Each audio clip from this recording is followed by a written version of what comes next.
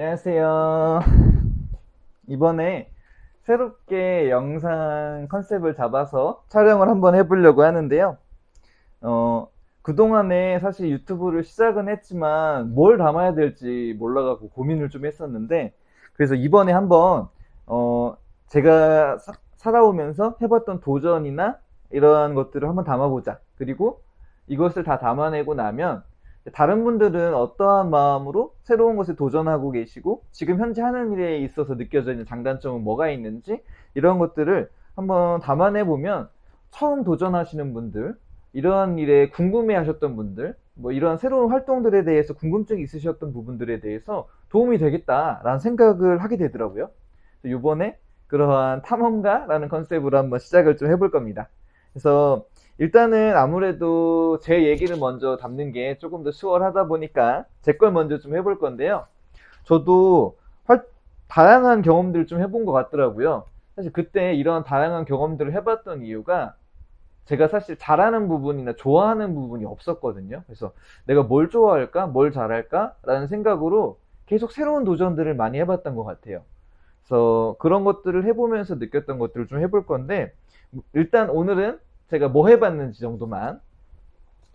제가 일단 가르치는 일을 좀 해봤습니다. 학원 강사에서 역사 강사로 한 두 곳에서 2년 정도 좀 해봤고요.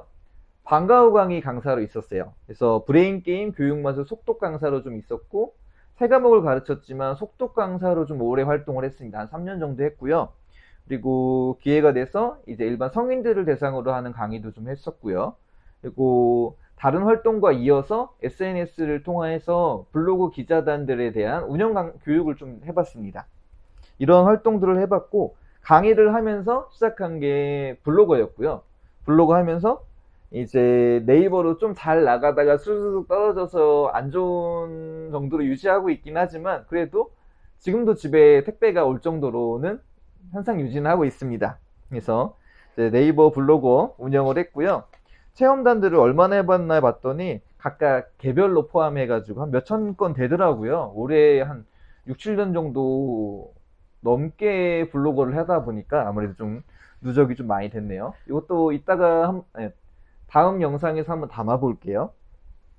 이렇게 블로그 활동을 하다 보니까 다음으로 접하게 된 게 이런 정보들을 전해주는, 특히 이런 시민분들에게 필요한 정보들을 전해주는 블로거 기자라는 게 있더라고요. 그래서 일반인으로서 해볼 수 있는 좋은 기회가 된 것 같아서 블로거 기자로 한 3, 4년 정도 활동을 했습니다. 그래서 3, 4년이긴 하지만 한 각각 기관에서 15개 정도 기관에서 활동을 좀 해봤던 것 같고요. 음. 뭐 서구청, 대덕구청, 평생교육원, 문화재단, 마케팅공사, 뭐 시청, 도시재생, 인권기자, 공간기자 등 다양한 기자단 활동들을 좀 해봤어요. 그리고 이제 뒤이어서 얘기할 청년 활동과 관련된 거지만, 청년 활동을 하면서 청년들의 정책을 알려줄 수 있는 청년 정책 홍보 기자단을 한 5년 정도 운영을 해봤습니다. 이렇게 아까 강사, 블로거, SNS 기자 이렇게 활동을 해봤고, 다음 해본 거는 청년 활동가. 이제 기자를 하면서 청년 정책들, 그러니까 정확하게는 일반적인 정책들이 우리가 모르는 게 너무나 많더라고요. 그래서 이걸 알려주면 좋겠다 시작한 게 기자였고, 그러면 이번엔 조금 더 들어가 볼까 해서 새로운 도전을 해본 게 청년 활동이었습니다. 2017년부터 해서 지금까지 계속 이어서 하고 있는데, 뭐 대전 청년정책 네트워크에서 1.5기부터 홍보국장으로 쭉 활동을 좀 하면서 대전 서구청에서도 회장도 해보고, 세종으로 넘어와서 이제 1기 회장, 2, 3, 4기 부회장, 그 외에도 뭐 조정위원회라든가 시민주권회의, 뭐 이런 다양한 활동들을 연이어서 해보고 있습니다.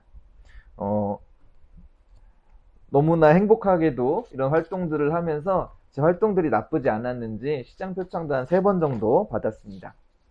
이렇게 도전을 하면서 다음 도전을 시작한 게 유튜브. 지금처럼 계속은 하고는 있는데 사실 아직은 어려워서 어떻게 하면 더 잘할까 고민은 하고 있지만 이렇게 유튜브 계속 하고 있고요. 사실 이렇게 활동을 하는 중에 앞서서 말씀드렸던 부분들도 생각해 보시면 아시겠지만 대부분 프리랜서입니다. 개인으로서 프리하게 활동을 하다 보니까 시간 대비 수입은 괜찮은데 사실 굉장히 불안정하기도 하고, 어, 수입 자체가 불안정하다 보니까 없는 시기도 있어요. 그게 개인으로 생활하는 게 어려울 타이밍이 오더라고요. 그래서 요거에 대한 고민을 하다가 시작했던 게, 오전 시간은 제가 주로 활동이 없었던 터라 강의도 없고 활동도 없고 하다 보니까 오전 시간에 이제 아르바이트 삼아서 다이소에서 배송 헬퍼도 해봤고요. 지금은 없어졌어요. 지금은 그 배송 기사님과 함께 다니는 헬퍼는 없어졌고 각각의 특수한 지점에 있는 헬퍼들이 있는 걸로 알고 있어요. 이런 배송 헬퍼들을 해봤고 이 다음으로 이런 걸 도와주는 옆에서 헬퍼를 해보고 나니까 생각보다 이런 일이 이런 운송업 쪽이 그렇게 어렵진 않더라고요.